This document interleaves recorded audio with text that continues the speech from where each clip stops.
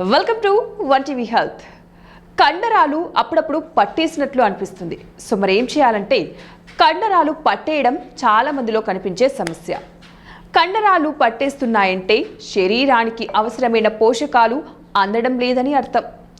Tennis, swimming, walking చేస్తున్న సమయంలో కండరాలు పట్టేస్తూ ఉంటాయి. అలా కాకుండా కొంతమందికి రాత్రుళ్ళు నిద్రలో కూడా పట్టేస్తుంటాయి. కండరాలు పట్టేయడానికి కారణాలు చాలానే.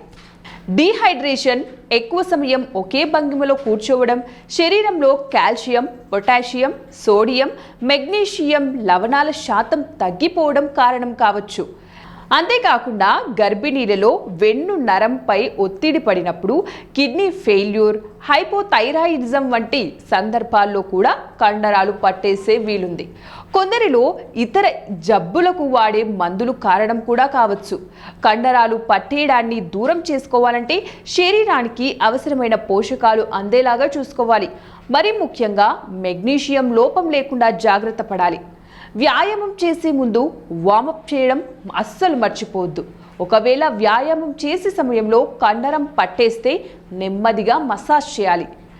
కెఫిన్ ఉన్న పానీయాలకు దూరంగా ఉండాలి. కాఫీ, చాక్లెట్ వంటివి ఎక్కువగా తీసుకోకూడదు. డీహైడ్రేషన్ రాకుండా తరచూ నీళ్లు తాగాలి. ఇంకా పండ్లు, ఆకుకూరలు ఎక్కువగా తీసుకోవాలి. సమస్య ఎక్కువగా ఉంటే డాక్టర్ను సంప్రదించి విటమిన్ మాత్రలు తీసుకోవాలి. కొన్ని రకాల మందుల వల్ల శరీరంలో మెగ్నీషియం, పొటాషియం లవణాల శాతం తగ్గిపోతుంది. మీరు రోజు వాడుతున్న మందులలో అలాంటి మెడిసిన్స్ ఉన్నాయేమో డాక్టర్ను అడిగి తెలుసుకోవాలి. సో మరి ఇవండి ఈ వోల్టీ టిప్స్. మరిన్ని టిప్స్ కోసం చూస్తూనే ఉండండి వన్ టీవీ హెల్త్.